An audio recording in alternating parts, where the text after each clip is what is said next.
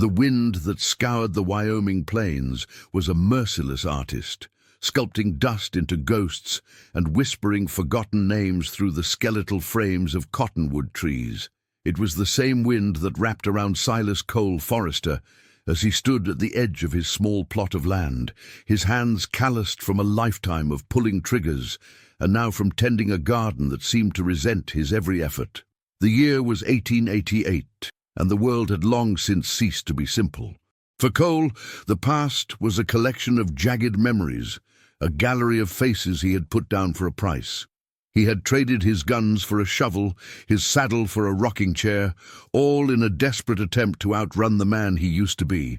The town of Redemption, a name he found both ironic and fitting, was his last stand. He had arrived 6 months ago, a man of few words and 1,000 miles in his eyes.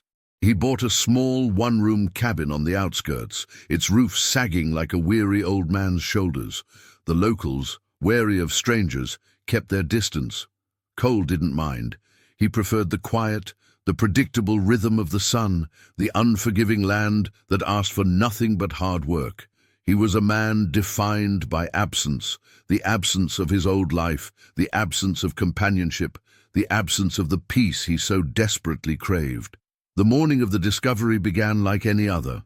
The pre-dawn sky was a bruised purple, and the air held the bite of an early spring frost. He pulled on his worn leather jacket, a relic of his former life, and made his way toward the center of town. He needed flour and salt, simple provisions for a simple life. The town was a meager collection of wooden buildings, huddled together against the elements. A saloon with a perpetually swinging door, a general store that smelled of coffee and leather, a blacksmith's forge, and a small, unpainted church with a spire that leaned slightly to the west. It was the church that caught his eye. Something was wrong. On the stone steps, huddled together like two lost puppies, were two small figures. They were too still, too small to be anything but children. Cole's first instinct was to keep walking. It was an old instinct, born of a life where getting involved meant getting shot at. But he couldn't. A flicker of something long dormant stirred within him, a ghost of the man he once was, before the price on a man's head mattered more than his life. He approached slowly, the crunch of his boots on the hard-packed dirt, sounding deafening in the silence. As he got closer, he saw they were girls. The younger one, no more than 6 or 7, was tucked tightly against her older sister. Her face was hidden in the folds of a tattered blanket, but her small hand, thin as a bird's claw, clutched the sleeve of the older girl's dress. The older girl, perhaps 12, had her face turned away, her head resting on her knees. Her hair, the color of dry straw, was a tangled mess. They were wrapped in rags, a patchwork of old coats and blankets, their flimsy protection from the bitter cold. Cole knelt down, his movements slow and deliberate so as not to startle them. He cleared his throat. "Hey," he said, his voice a low rumble. "You two all right?" The older girl flinched, her head snapping up, her eyes, wide and the color of a stormy sky, fixed on him.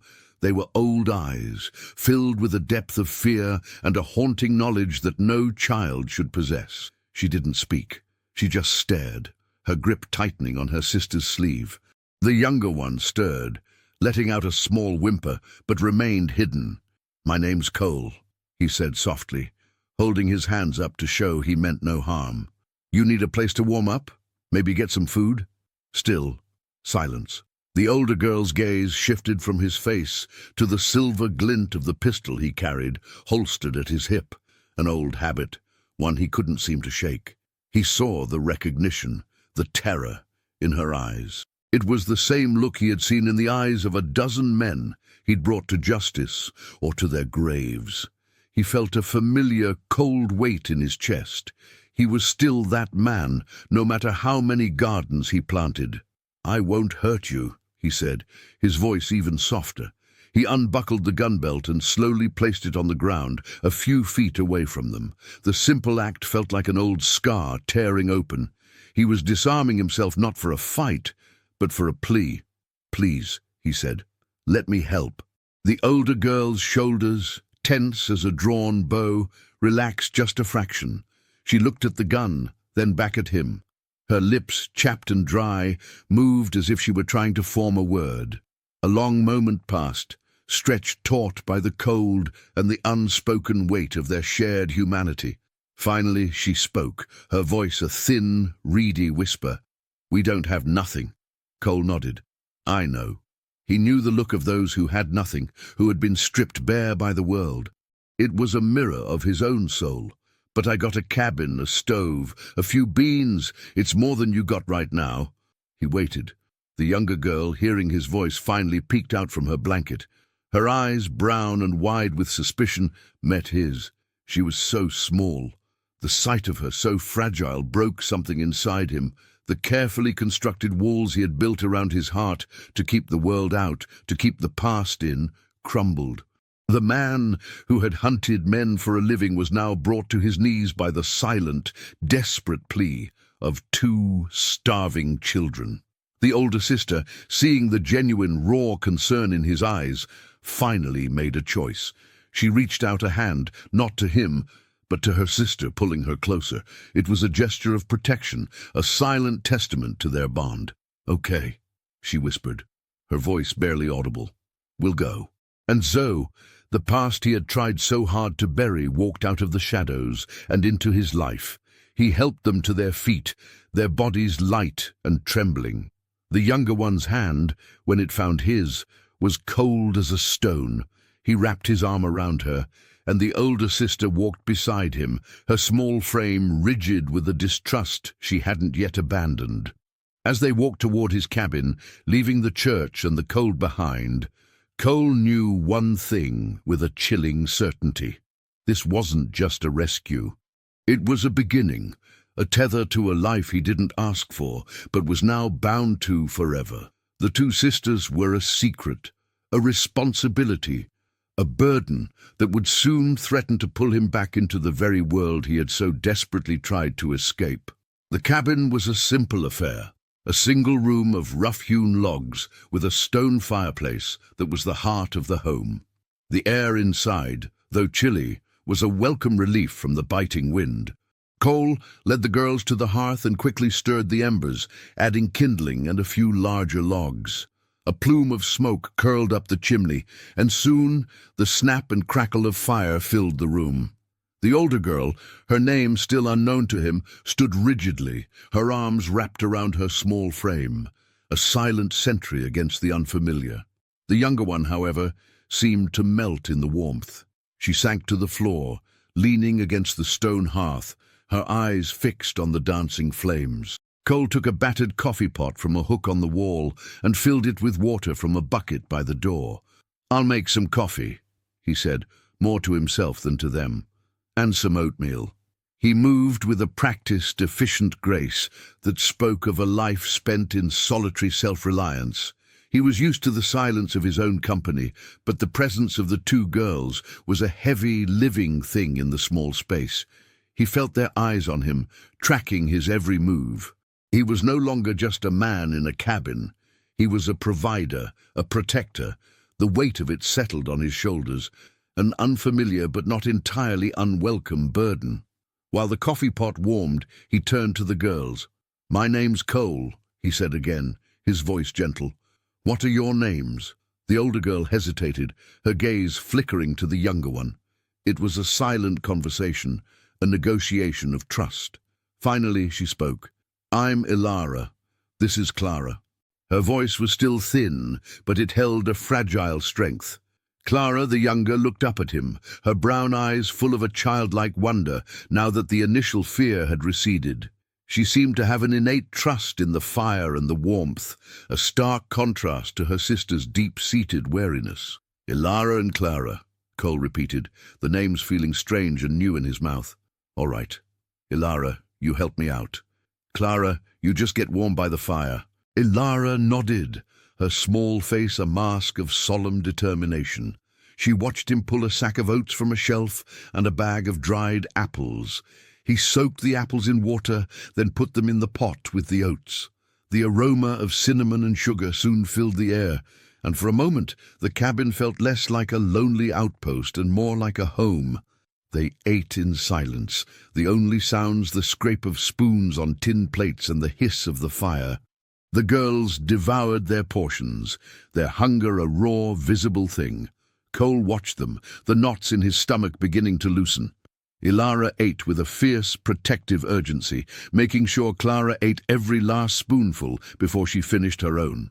It was a silent testimony to the hardship they had endured. After they were finished, Ilara took her plate and Clara's and went to the water bucket, intending to wash them. Cole stopped her. "No, you don't have to do that. Just sit down. Rest." Ilara's shoulders slumped slightly, as if a great weight had been momentarily lifted. She did as he said, sitting back by the fire, pulling Clara into her lap. Clara, her belly full, was already dozing, her head resting on her sister's shoulder. Cole poured himself a cup of coffee and sat on his worn cot watching them. The silence was different now. It was no longer the empty, hollow sound of loneliness. It was a quiet, fragile thing, a sound of lives in mending. He knew he couldn't keep them. He was a former gunfighter, a man with a past darker than the shadows of a coal mine. The townsfolk of Redemption would never accept him with 2 children, and the law, what little there was of it in this untamed land, would likely see him as a threat, not a guardian. He had to take them to the sheriff, to the church. Someone would know what to do. The thought felt like a betrayal. He had made a promise, an unspoken vow on the church steps. He had to protect them. But protect them from what? He didn't know their story. He knew nothing but the fear in their eyes. He had to ask. He had to know what they were running from. He took a slow sip of his coffee, the bitter taste grounding him. "Ilara," he said softly. She looked up, her gaze steady. "What happened? Where are your parents?" Ilara's face hardened, the light in her eyes dimming. She looked down at Clara, a protective hand resting on the younger girl's head. "They're gone," she said, the words flat and final. "Gone where?" Cole pressed, his voice gentle but firm. She shook her head, a silent refusal. "I can't say." "Ilara," he said, leaning forward, "I found you 2 on the street, sleeping in the cold. I don't know who you are or what you've been through, but if you're in danger, I can help, but I need to know why." Ilara's eyes were locked on his. He saw the struggle in them, the battle between a child's desire for safety and an old, ingrained fear of a secret that could get them killed. A single tear, cold and crystalline, traced a path down her dust-smeared cheek. "Please," Cole said, "trust me." The word trust hung in the air, a heavy, difficult thing. For a man like Cole, it was a word he had never used, never offered. But looking at the 2 small figures by the fire, he knew it was the only currency that mattered. He wasn't offering them money or a fancy home. He was offering them a chance at a different life, a chance to not be alone. Ilara's lip trembled. She looked at her sister, then at Cole. "There were men," she whispered, her voice cracking with the effort of speaking the terrible truth. They took everything, and they hurt our parents. They were looking for something." She paused, a shiver running through her small body. "We have to be quiet. They said they'd find us and finish the job." The unspoken weight of her words filled the room, a chilling new cold that had nothing to do with the outside air. Cole's mind raced. Men, a secret, a fortune. He saw the puzzle pieces falling into place, a picture far more dangerous than he had imagined. This wasn't a case of simple destitution. This was a hunt, and the 2 innocent children he had brought into his home were the quarry. He had walked away from the hunt. Now the hunt had found him. He had traded his guns for a shovel, but he knew, with a certainty that settled like a rock in his gut, that he would have to pick them up again. The past he had tried so hard to bury was now standing in his living room, wrapped in rags and shivering by his fire, and he was bound to it, to them, forever. The fear in Ilara's eyes was a language Cole understood. It wasn't the fleeting terror of a passing storm, but the deep-seated dread of a beast on the prowl. He knew that look, the one that said a shadow was always following, a blade always at your back. He had lived with it for years. Now it was reflected in the face of a 12-year-old girl. "What did they take?" Cole asked, his voice low and steady, a calming counterpoint to the storm of her emotions. Ilara shook her head, tears welling up. Not just things. They were looking for something special. Papa called it the ledger. The word hung in the air, thick with unspoken meaning. A ledger. Not just money, but a record, a secret. Cole's mind, a map of forgotten criminal trails and hidden truths, began to fill in the blanks. A fortune, a stolen one, would have to be accounted for. It would require a ledger, a list of names, amounts, and locations. A dangerous piece of paper. Who were these men? He pressed. Ilara's eyes darted around the cabin as if she expected them to be listening from the shadows. "The man with the scar," she whispered, her voice barely audible. "He was the one who hurt Papa, and the one with the gold tooth. They said they'd find us." The descriptions were vague, but they were a start. Cole's mind, a vast database of faces and markings from his bounty hunting days, began to churn. A man with a scar. A man with a gold tooth. It was a common combination in the West, but in this isolated town, a pair like that would stand out. He rose from his cot, the joints in his knees cracking with the movement. The floorboards groaned under his weight. Ilara flinched, pulling Clara closer. The sound of his movements was a threat to her, a reminder of the violence she had just escaped. "It's all right," Cole said, his voice softer than he'd intended. "I'm just going to check the windows." He peered out into the early morning light. The street was empty, a ribbon of dirt connecting the sparse buildings. The wind had died down, and the sun was beginning to warm the dusty earth. It was a peaceful morning, a lie wrapped in the quiet beauty of the plains. He knew better. He walked to the door and bolted it shut. A click of the lock, a small, futile barrier against the storm that was coming. "You have to get them," Ilara said, her voice now a plea. "Before they find us, they'll kill us." "Get what?" Cole asked, turning back to face her. "The ledger?" Ilara nodded, her eyes wide with a desperate urgency. "Papa hid it. It's in the old mine. He told me to tell the law if anything ever happened, but we were so scared. We ran." A cold feeling settled in Cole's stomach. A ledger hidden in a mine. He was no fool. That wasn't a secret. It was a trap. The men, if they were as cunning as Ilara described, would have considered this possibility. They would be watching the mine, or more likely, they would be watching the two children who knew its location. And now they had a new variable to consider, a man who had taken them in. He looked at the two girls, one clinging to the other, both thin and terrified. He had to protect them. The idea of turning them over to the law, to the corrupt and often incompetent sheriffs that populated these parts, felt wrong. The secret would be out, and their lives would be in even greater danger. He was their only shield, a man who had lived on the fringes of the law, a man who knew how to hide. "Tell me everything," he said, sitting down across from them, his posture open, non-threatening.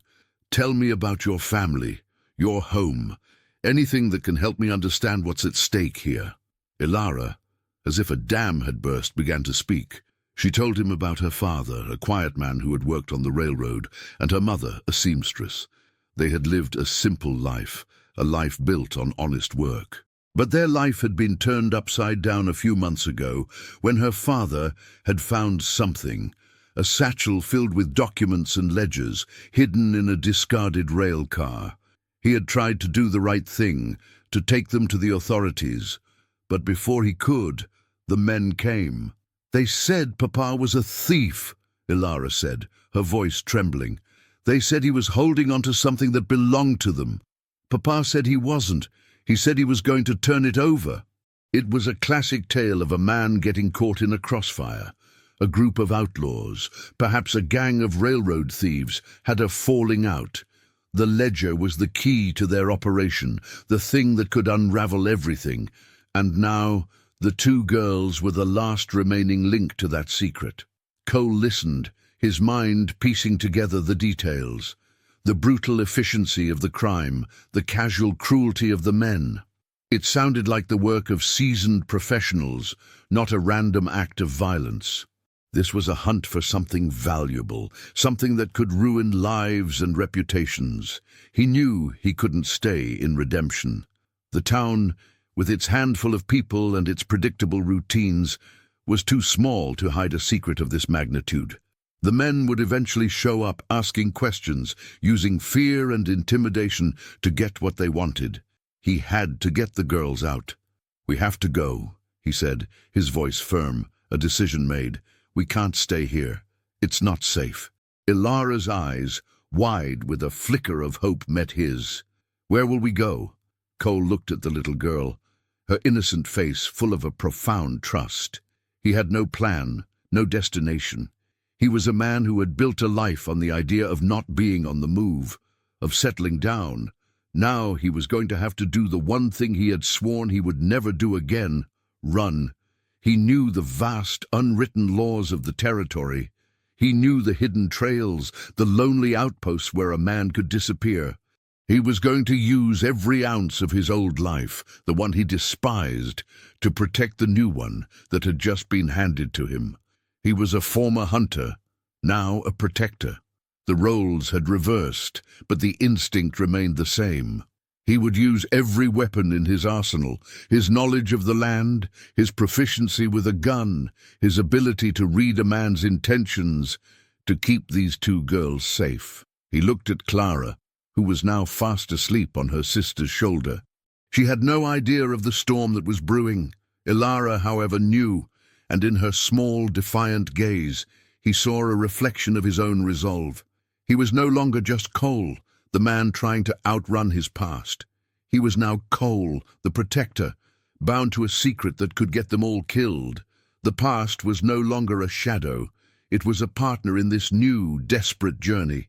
The plan was simple, and in its simplicity lay its danger. They would leave before dawn, under the cloak of darkness, and head west toward the mountains. The vast, unforgiving expanse of Wyoming would be their shield. The harsh terrain, a constant adversary to those who didn't know it, would be their ally. Cole spent the rest of the day in a state of quiet, focused preparation.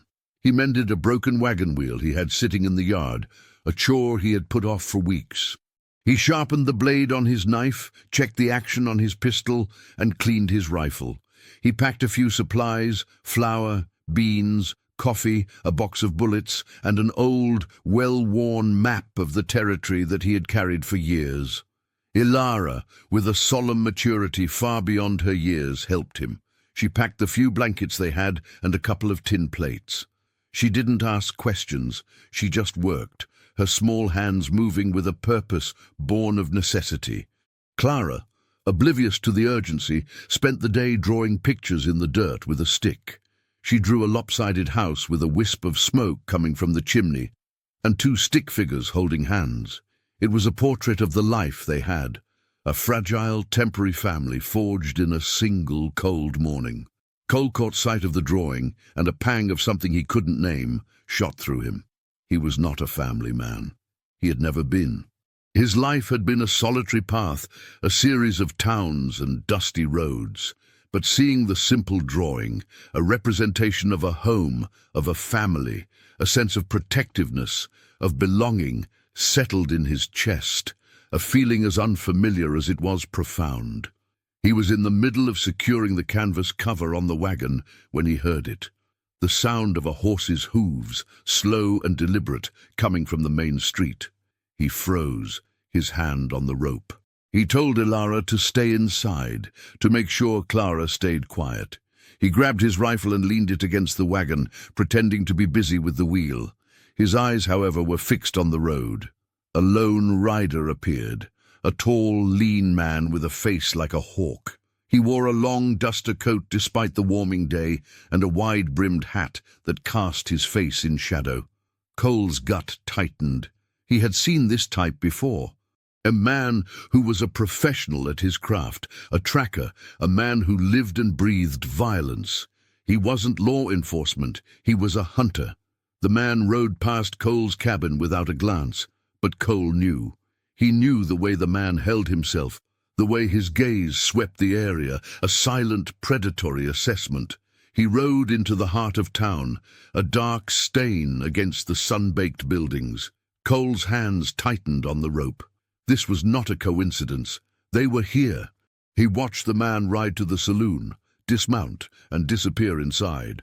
Cole knew he had to be quick. He had to be smarter than this man. He had to assume the man had allies, that the hawk-like figure was just the first shadow of a gathering storm. He finished securing the canvas and then walked back toward the cabin. He saw Ilara, her face a pale oval in the darkness of the doorway, watching him. "They're here," he said, his voice low. She nodded, her eyes wide. "The man with the scar?" Cole shook his head. "No, just one. But I have a feeling he's not alone." He stepped back into the cabin and knelt by the fire, pretending to stoke the embers. He needed a moment to think. He knew what a man like that was looking for. He wasn't looking for a fight in the middle of town. He was looking for information. He would go to the general store, the saloon, the church. He would ask questions. He would talk to the locals. And the locals, suspicious of any stranger, would tell him about the man who had suddenly appeared in their town, a man with a past who was now playing host to 2 children. Cole had to get ahead of him. He had to move now. He couldn't wait until nightfall. The hunter had the scent. He just hadn't found the trail yet. "Get your things," Cole said, his voice firm with a new urgency. "We're leaving, now." Ilara didn't hesitate. She grabbed Clara's hand and gathered the few supplies they had. Clara, sensing the change in the air, didn't fuss. She just followed her sister, her small hand held tight in Ilara's. Cole took a moment to look around the cabin. It was his home, the place where he had come to hide, to seek a quiet death. He had found something else instead: life, a responsibility. He picked up his rifle and a saddlebag filled with a few days' worth of supplies. As he stepped out the door, he looked back at the small, empty room. The fire was dying down, but the air still held the scent of coffee and oatmeal. It was the scent of a family, a home he had found and was now leaving behind. They went out the back of his property, slipping through a gap in the barbed wire fence he had put up.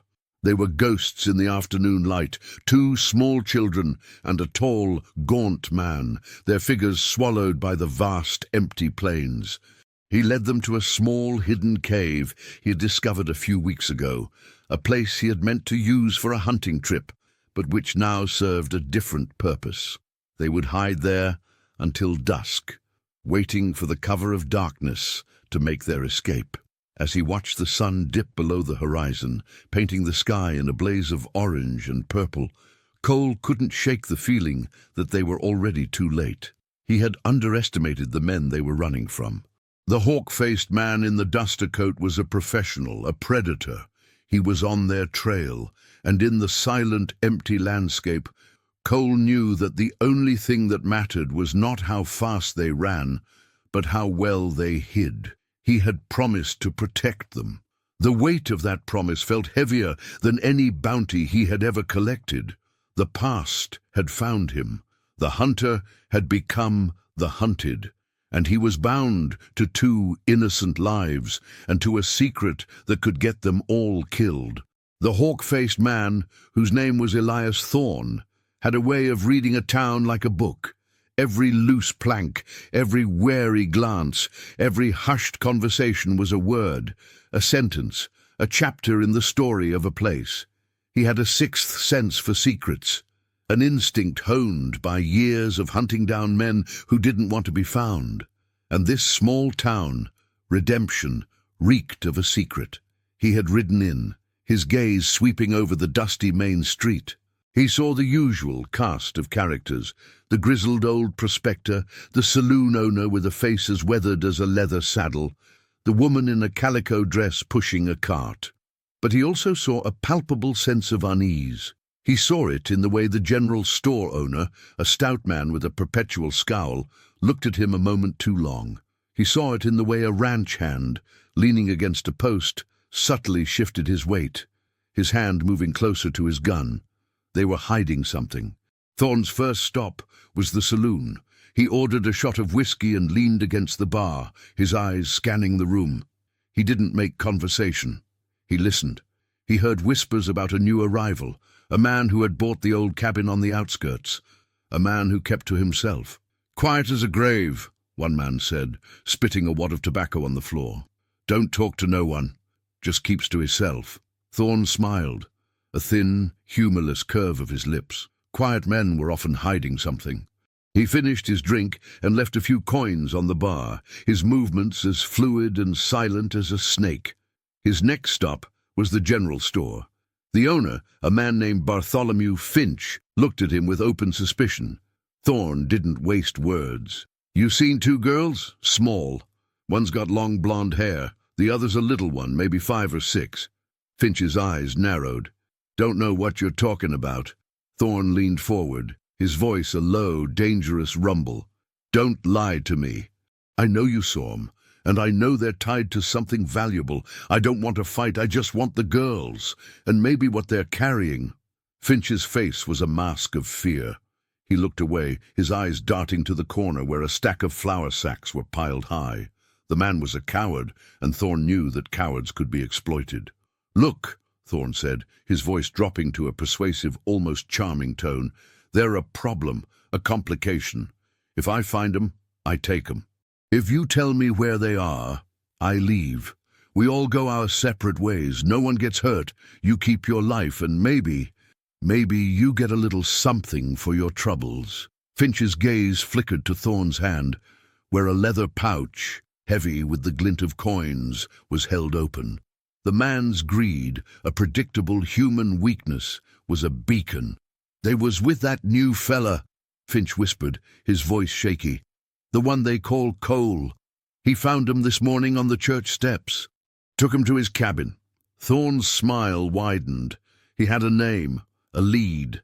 He tossed a few coins on the counter and walked out, the jingle of the money a sweet sound in the quiet street.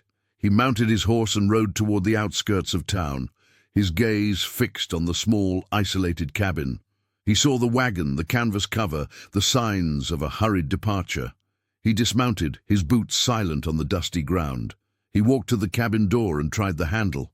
It was bolted. He peered through the single, grimy window. The cabin was empty, but the scent of a recent fire, of coffee and oatmeal, hung in the air. He walked to the back of the cabin and saw the gap in the fence, a silent testament to a hasty retreat. He looked out at the vast, empty plains. They were on the run. Thorne's smile didn't falter. He was a patient man. He knew that haste and fear often led to mistakes. He was a tracker, and his prey, 2 small children and 1 weary man, had just left a trail. He rode back into town, his face a mask of casual indifference. He went to the livery stable and bought a new horse, a fresh one, a faster one. He paid in cash, a show of wealth that was meant to be a warning. He wanted the townsfolk to know who he was, what he was capable of. He was a professional, and he was not to be trifled with. He then rode to the church. He dismounted and stood on the stone steps, his eyes scanning the area. He saw nothing. He was looking for something he knew would be there, a small, almost invisible sign of their passage. He found it near the side of the building, a small, worn piece of a child's shoe, a single thread of cotton barely visible against the stone. He picked it up and held it in his hand, a small, tangible link to his prey. He mounted his horse, the new one, and rode out of town, his gaze fixed on the setting sun. He knew where they were headed. West. Toward the mountains, where a man could get lost, where a man could disappear. But Thorne knew the mountains. He had hunted men in places far more unforgiving than this. He was a shadow on the trail, a whisper in the wind, a ghost with a gun. He was a hunter, and the hunt, as always, was a game of patience. The girls, in their haste, had left a trail. The man, in his fear, had made a choice. And Thorn knew that a choice made in fear was always a bad one. He would find them. And when he did, the game would be over. The past that Cole had tried so hard to outrun was no longer a shadow. It was a physical presence, a man on his trail, a storm of violence and greed that was about to break. And the two small girls were the eye of that storm. The night was a vast, inky canvas, punctured by 1,000 impossibly bright stars. The air, crisp and cold, carried the scent of sagebrush and distant pine. Cole, Ilara, and Clara huddled together in the mouth of the cave, a small, flickering fire their only source of light and warmth. The girls were wrapped in blankets, their faces illuminated by the firelight, their breathing a soft, rhythmic sound in the quiet. Cole sat a little apart, his rifle across his knees, his eyes fixed on the darkness. He was a man of the night, a creature of shadow. He had spent years like this, sitting in the silence, waiting, listening. But tonight was different. He wasn't waiting for a target, he was waiting for a hunter. He listened to the silence, to the whisper of the wind, the cry of a distant coyote. He was a part of the landscape, his senses honed to a razor's edge. He was listening for a hoofbeat that didn't belong, a snap of a twig that was out of place, the scent of another man's fear or his resolve. He smelled nothing but the clean, cold air. But he knew the man was out there. He could feel him, a dark, heavy presence on the plains, a silent predator on his trail. Ilara stirred, her eyes fluttering open. She looked at him, her gaze clear and solemn. She wasn't a child. She was a survivor, a veteran of a war she hadn't asked to fight. "Are we safe?" she whispered, her voice a small, fragile sound.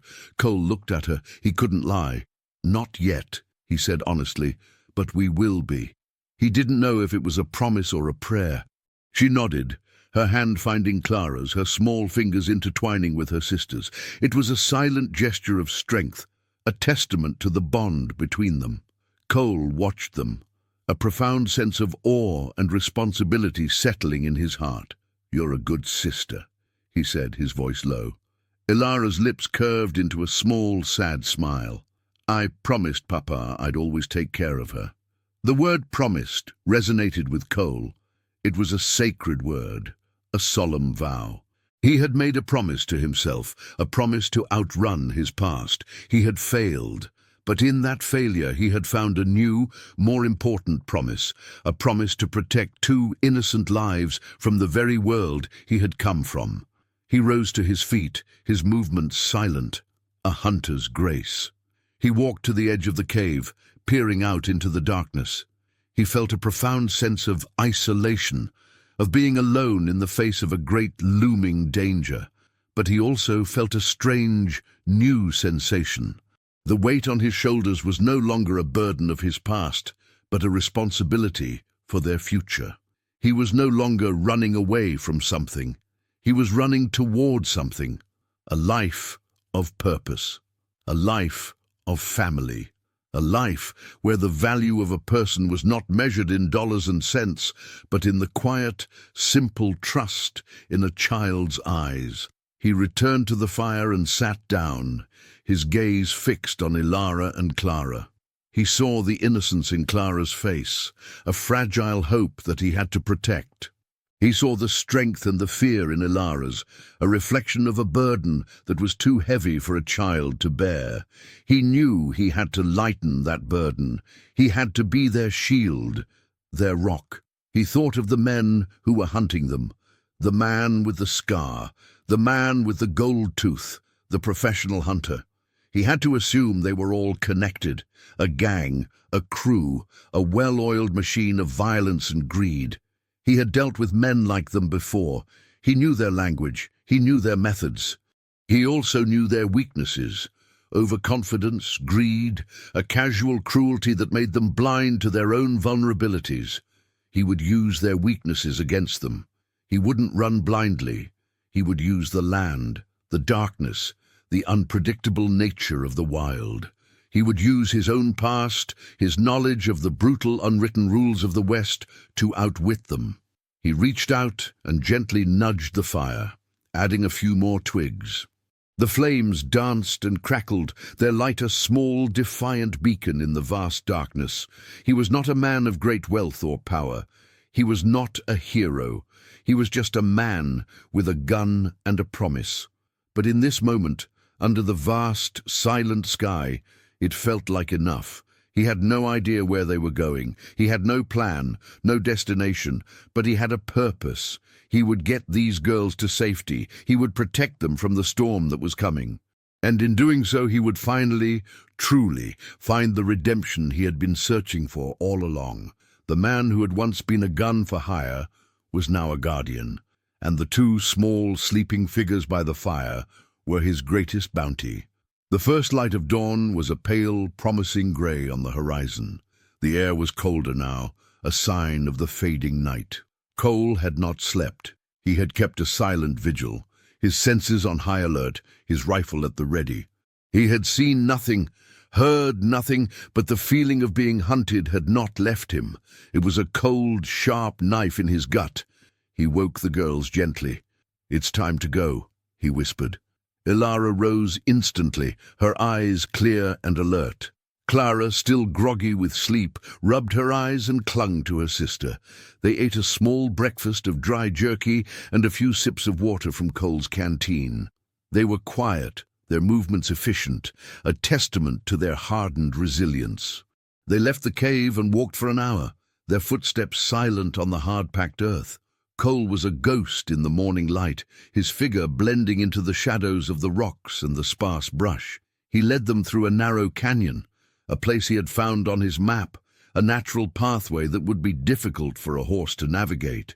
He was using the land as his shield, a natural fortress against the men who were hunting them. As they emerged from the canyon, he heard it, the faint distant sound of a horse's whinny. He froze, his hand on Ilara's shoulder, his gaze fixed on the plains behind them.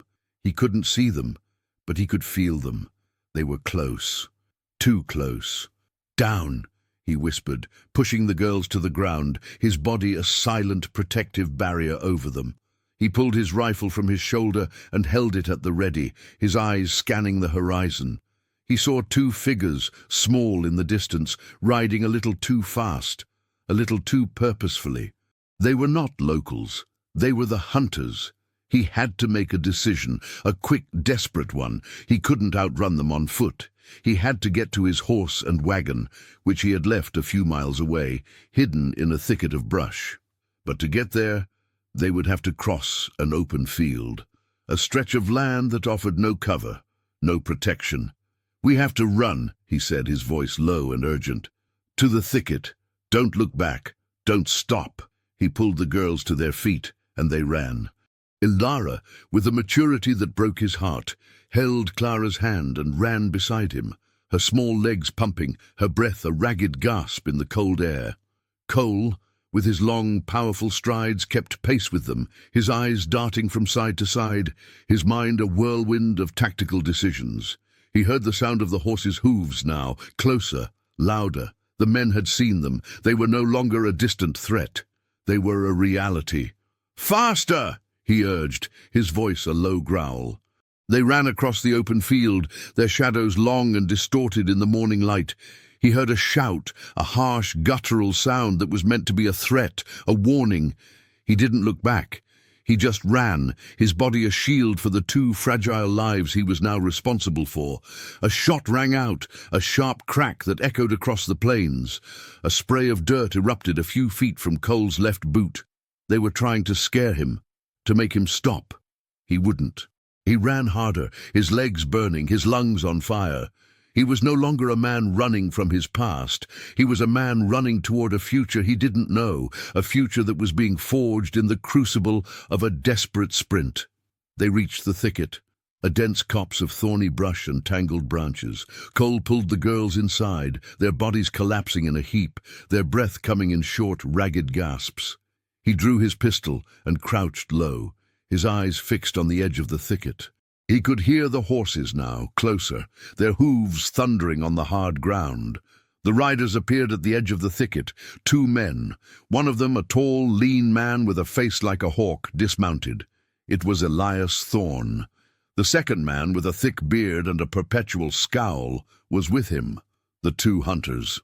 "We know you're in there, Cole," Thorne called out, his voice a smooth, venomous sound. "This don't have to get messy. Just give us the girls, and the ledger. We'll ride away and no one gets hurt." Cole didn't answer. He just held his breath, his finger resting on the trigger of his pistol. He was a single, defiant presence in the shadows, a man who had been hunted, and who was now the hunter. "We'll find you, Cole," Thorne called out. "This ain't over." Cole watched as the two men dismounted and began to search the perimeter of the thicket, their movements slow and methodical, like a pair of wolves on the hunt. He knew they couldn't see him, but he could feel their presence, a heavy, threatening cloud that was meant to break his resolve. He had to be patient. He had to wait them out. They spent the next few minutes in a silent game of cat and mouse. Cole watched them, his body tense, his mind racing. He was a part of the landscape, a ghost in the brush. He was using every trick he had learned in his old life to protect the new one he was building. After a few tense minutes, Thorne and his partner remounted their horses and rode away, their figures disappearing over the horizon. Cole waited. He waited for a full half-hour, his eyes fixed on the empty plains, his ears straining for any sound. He knew they could be waiting, watching, trying to lure him out. He wouldn't be fooled. Finally, when he was certain they were gone, he stood up, his body stiff and aching. He looked at the two girls, huddled together, their faces pale with fear. They had survived, for now. He helped them to their feet. "Come on," he said, his voice a low, tired whisper. "We have to go.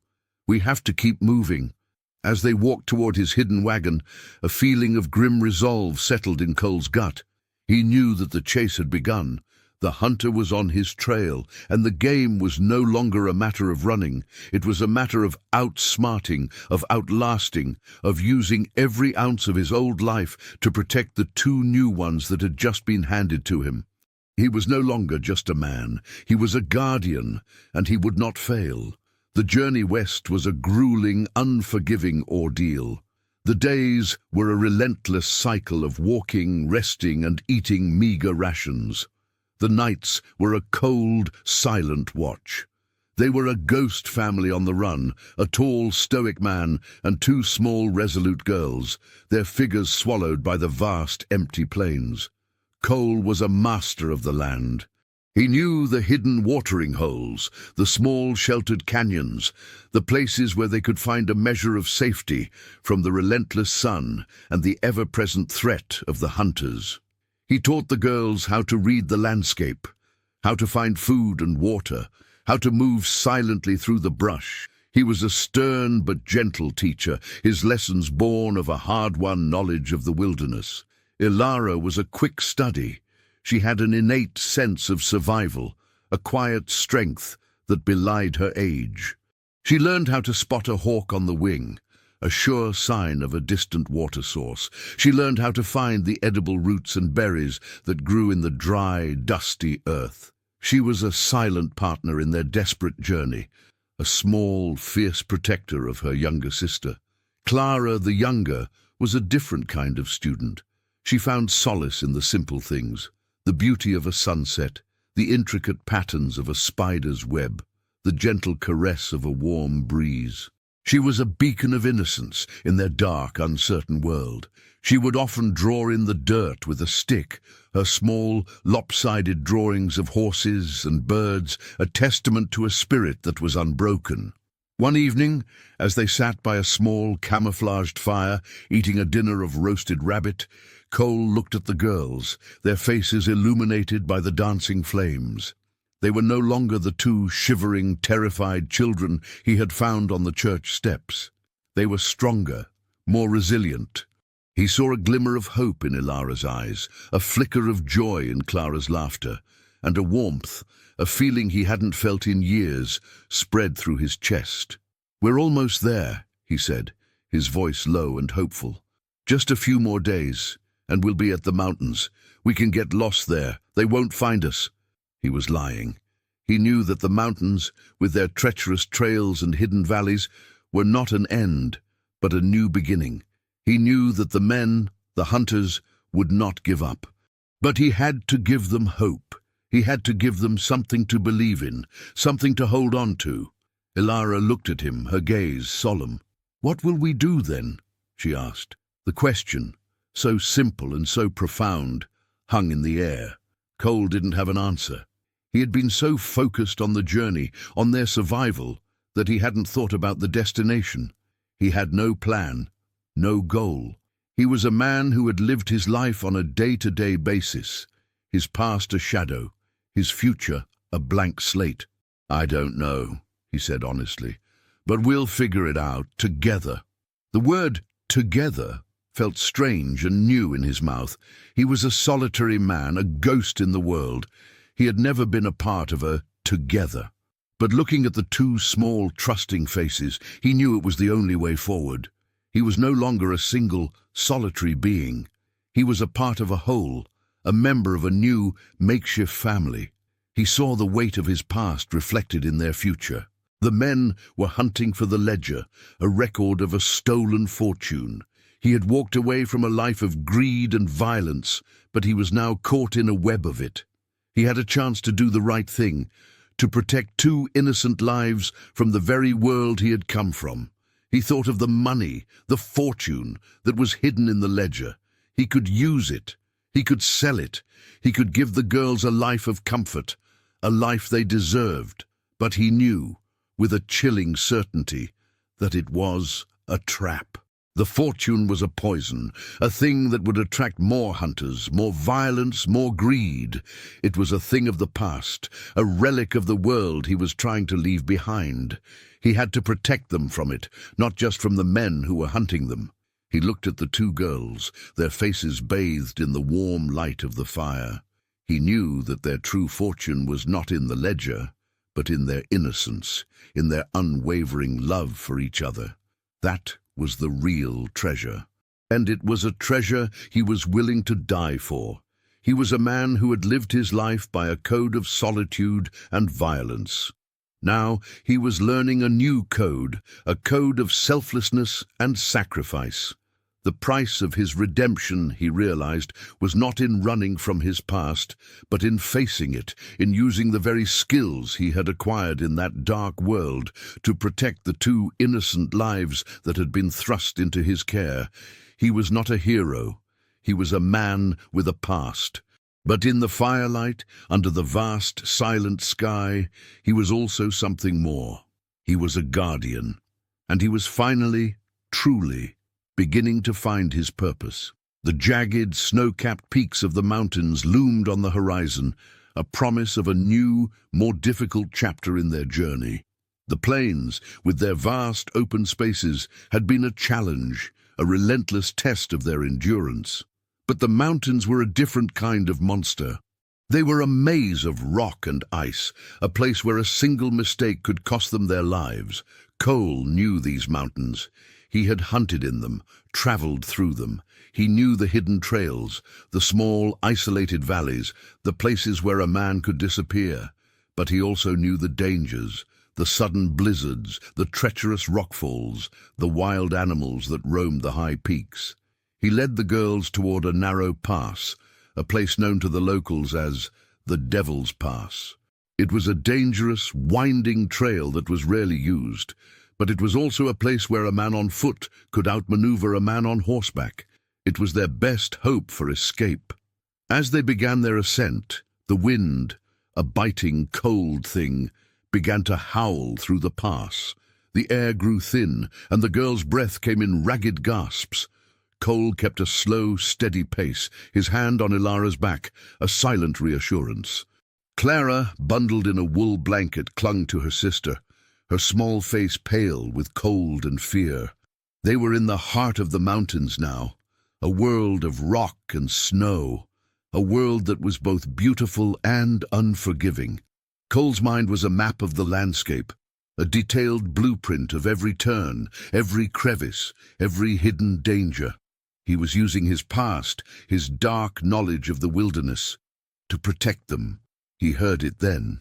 The faint, distant sound of a rock dislodged, a sound that was out of place in the vast, silent mountains. He froze, his senses on high alert. He looked back down the trail. He saw nothing. He was a ghost, a shadow in the mountains.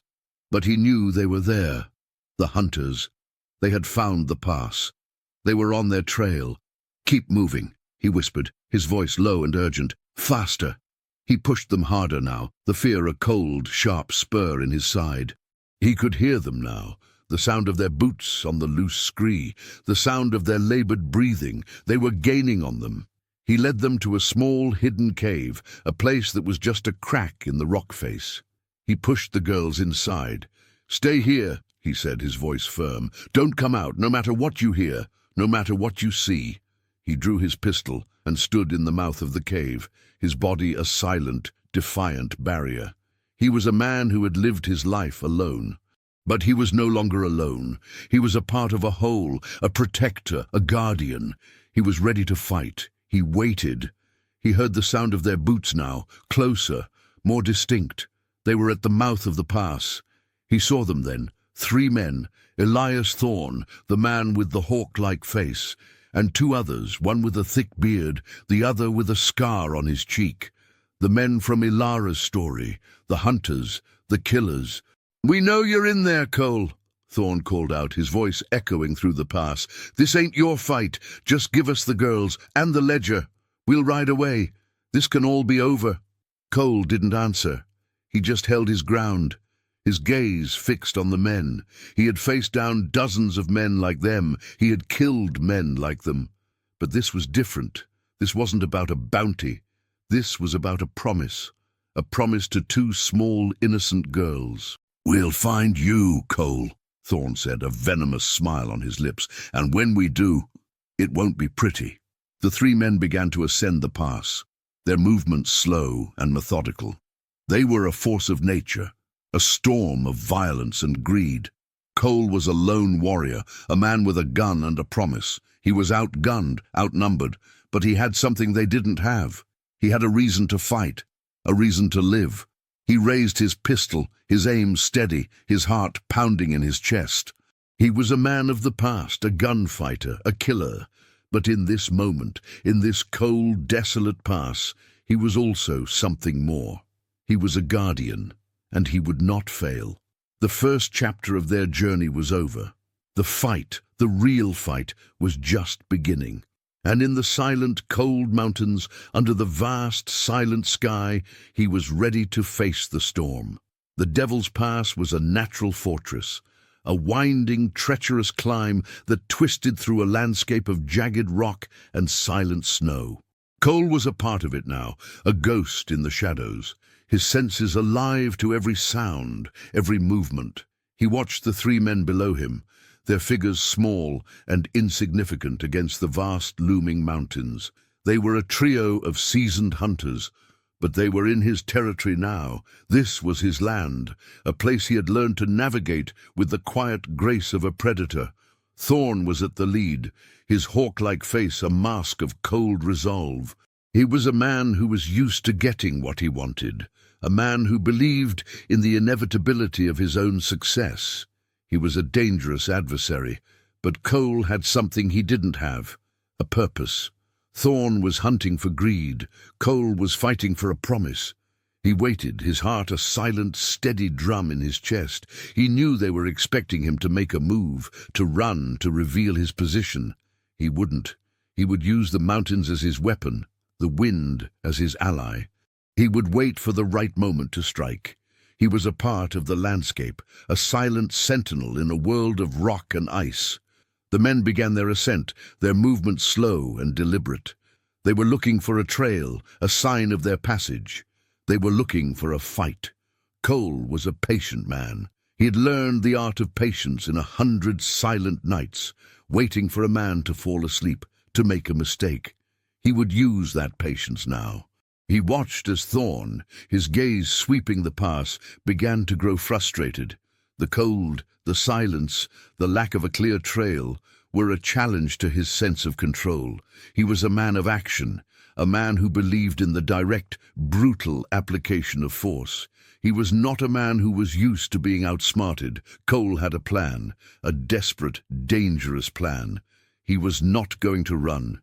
He was going to fight. He would use the treacherous terrain against them. He would use the elements as his weapon. He would use his knowledge of the pass to turn it into a trap. He began to move, his movements silent, a ghost in the shadows. He moved to a precarious outcrop of rock, a place that overlooked the trail. He pushed a large, loose boulder, a rock that was barely held in place by a few strands of ice. The rock teetered for a moment, then began its slow, inevitable descent, picking up speed as it rolled down the pass. It was a silent, graceful arc of destruction. He watched as the men, their attention focused on the trail ahead, were caught completely by surprise. The boulder crashed into the pass, a thunderous sound that echoed through the mountains, a sound of a rock fall. The men scattered, their figures small and panicked. The rock missed Thorn by inches, but it caught the man with the beard, sending him sprawling. He was pinned beneath a smaller rock, his leg broken, his face a mask of pain. Thorn and the man with the scar stood frozen, their eyes wide with shock and disbelief. They looked up at the rocks, their faces a mix of terror and rage. They knew he was there. They knew he was watching them. He had made his presence known, a silent, deadly promise of what was to come. Cole didn't move. He just watched, his gaze fixed on them. He was a part of the mountain now, a silent, vengeful spirit. He had made his stand. He had made his promise. He was not a man who would be outsmarted, a man who would be beaten. He was a guardian, and he would not fail. Thorn, his face a mask of grim resolve, looked up at the rocks. He knew now that this was not a simple hunt. This was a war. He would have to fight a ghost, a man who knew the mountains better than he knew his own hands. He looked at his injured partner, his face a mix of rage and despair.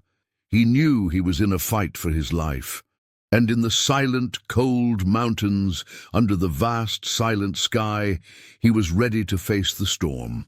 Thorn and his men, now reduced to a pair, were a storm of frustration and rage. The cold, the treacherous terrain, and the ghost-like presence of Cole were a challenge to their sense of control. They were seasoned hunters, but they were in a world that was alien to them. They were out of their element, and they knew it.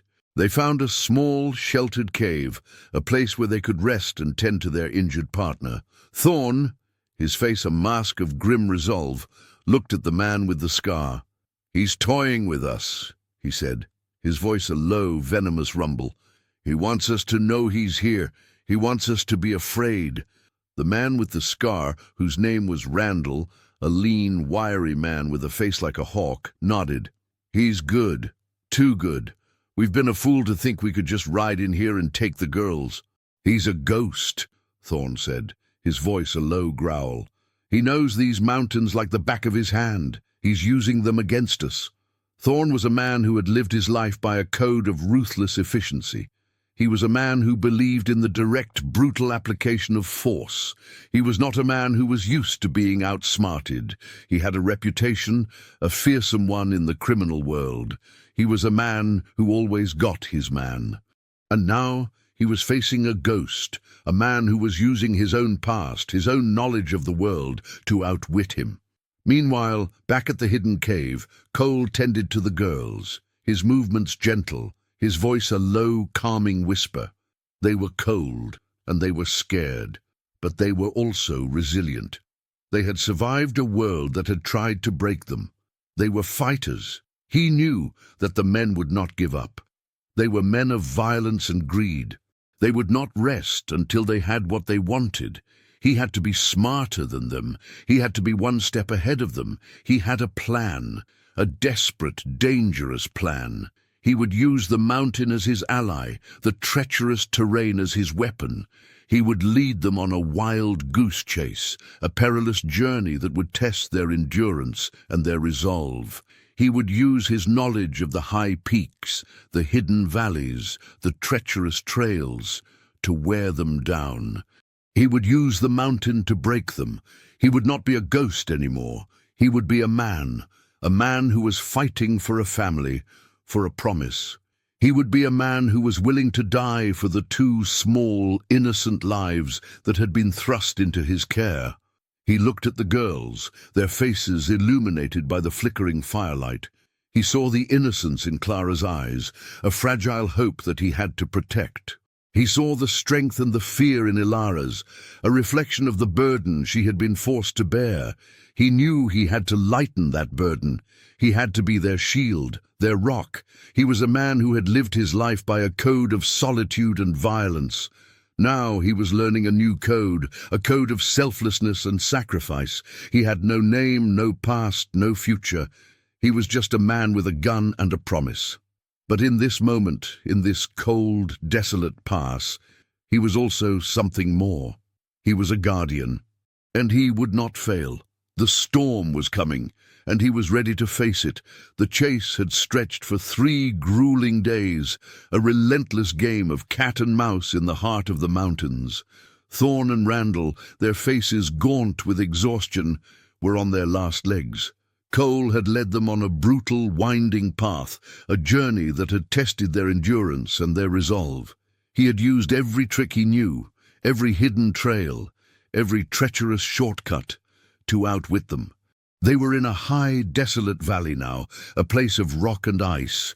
The wind, a biting, cold thing, howled through the pass. The air was thin, the cold was a constant gnawing presence. Thorn, his face a mask of grim determination, looked at Randall, his face a pale, strained oval in the cold light.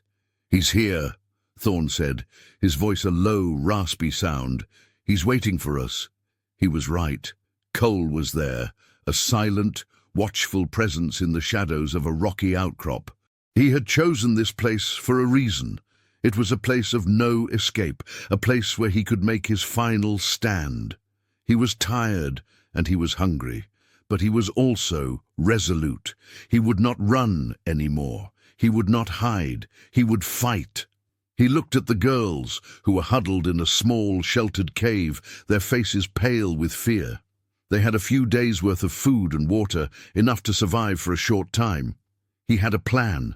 He would lead the men away from the cave, and then he would fight them. He would use the terrain, the wind, the cold as his weapons. He would use his knowledge of the mountains, his long-honed skills as a hunter, to outwit them. He stepped out of the shadows, his rifle held at the ready. "Thorn!" he called out, his voice a clear, ringing sound in the cold air. "It ends here, just you and me. Let the girls go." Thorn's eyes, wide with a mix of rage and disbelief, fixed on him. "You fool," he said, his voice a low growl. "You think you can beat me? I've killed men better than you." "Maybe," Cole said, his voice even, "but you've never fought a man who has a reason to fight, a man who has something to protect." Thorn's face, a mask of cold resolve, twisted into a cruel smile. "You're a fool, Cole. You think a couple of brats are worth dying for? There's a fortune in that ledger, a fortune that could buy you a life of comfort, a life of peace." "Peace," Cole said, a hollow sound in his throat. "I had peace. I had solitude. I gave it up for them." Thorn drew his pistol, his movements slow and deliberate. "Then you're a fool," he said, his voice a low, venomous rumble. "And you're about to die for them." Cole raised his rifle, his aim steady, his heart pounding in his chest. He was a man who had lived his life by a code of solitude and violence. Now, he was a man who was fighting for a new life, a new purpose. He was a man who was willing to die for a promise. And in the silent, cold mountains, under the vast, silent sky, he was ready to face the storm. The first shot was a sharp, cracking sound that echoed through the pass, a sound that was both a beginning and an end. Thorn, a man who had built his reputation on the speed and accuracy of his draw, was fast. But Cole was a man who had lived and breathed violence for a lifetime. He had a stillness, a quiet grace that came from a deep, ingrained knowledge of the dance of death. He didn't draw. He just raised his rifle, his movements a fluid, silent arc. He was a man who had made his peace with death. He was a man who was fighting for a life. He fired.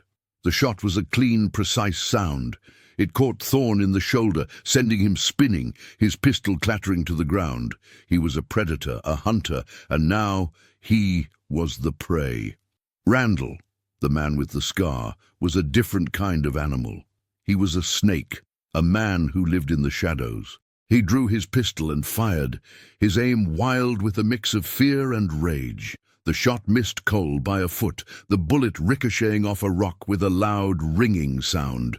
Cole, his movements a blur of action, dove behind a large boulder. He was a master of the hunt, a man who knew how to use the terrain as his shield. He was a man who was fighting for a promise. He fired a second shot, a clean, precise sound. It caught Randall in the leg, sending him sprawling. The man was a viper, a creature of the shadows. And now he was wounded, broken. Thorn, his face a mask of pain and rage, was on his knees, his hand clutching his bleeding shoulder. He looked at Cole, his eyes wide with a mix of shock and disbelief. "You're a ghost," he said, his voice a low, raspy sound. "You're a monster." "I was," Cole said, his voice a low growl. "But I'm not anymore. You came into my life. You came into their lives. You brought a war, and I'm going to end it." He walked toward Thorn, his pistol held at the ready. He was no longer the bounty hunter, the killer, the man who had lived his life in the shadows. He was a guardian, a man who was fighting for a family, for a future. He was a man who was willing to die for a promise. And in the silent, cold mountains, under the vast, silent sky, he was ready to face the storm. The silence that followed the gunshots was a heavy, living thing. Cole stood over Thorn, his pistol held at the ready, his gaze fixed on the man's face. The hawk-like face, once so full of cold resolve, was now a mask of pain and fear. The hunter had become the hunted, the predator had become the prey. "Where is it?"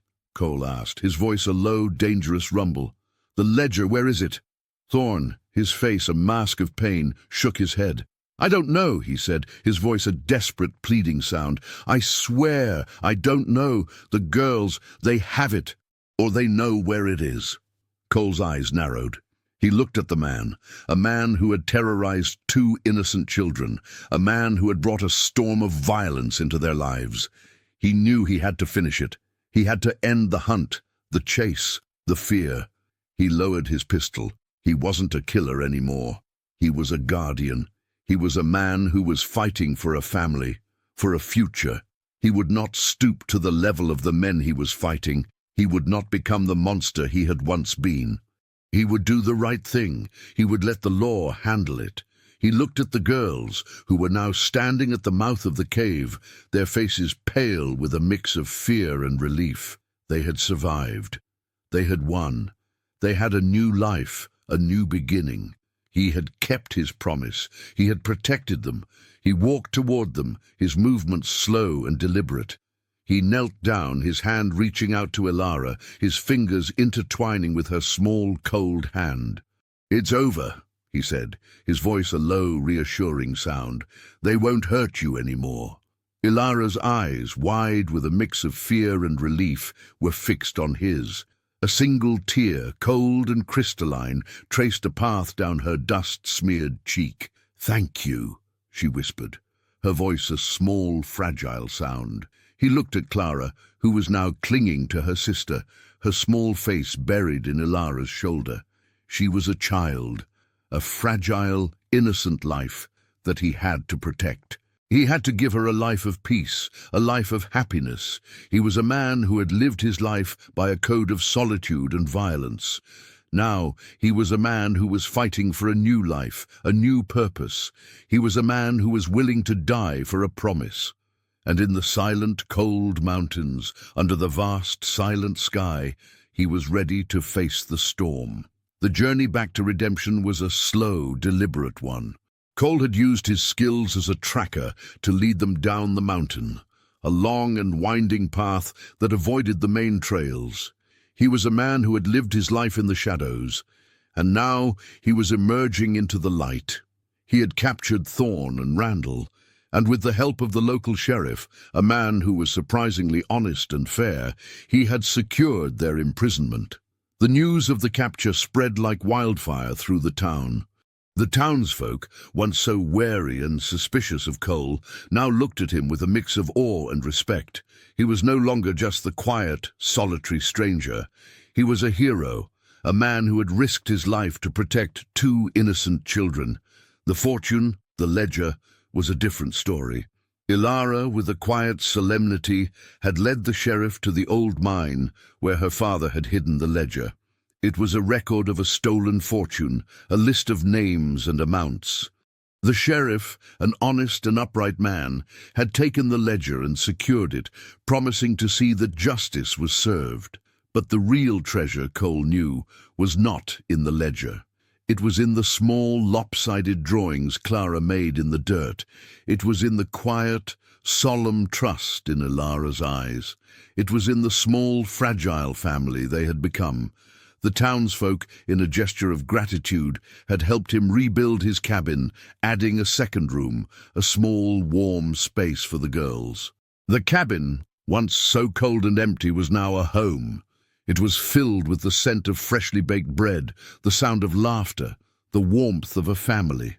Cole was a man who had lived his life by a code of solitude and violence. Now he was a man who was learning a new code, a code of selflessness and sacrifice.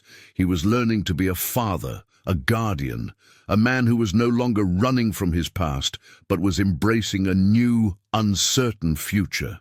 One evening, as the sun dipped below the horizon, painting the sky in a blaze of orange and purple, Cole sat on the porch of his newly built cabin. Ilara and Clara were inside, their voices a soft melodic sound. He was a man who had once been a ghost in the world. Now, he was a man who was a part of it. He was a man who had found redemption not in running from his past, but in facing it. He was a man who had found a family, a purpose, a future. He was a man who had finally truly found his home. The story was over, the hunt was done, the promise was kept. And in the silent, cold night, under the vast, silent sky, Cole, the man who had once been a monster, was finally, truly at peace.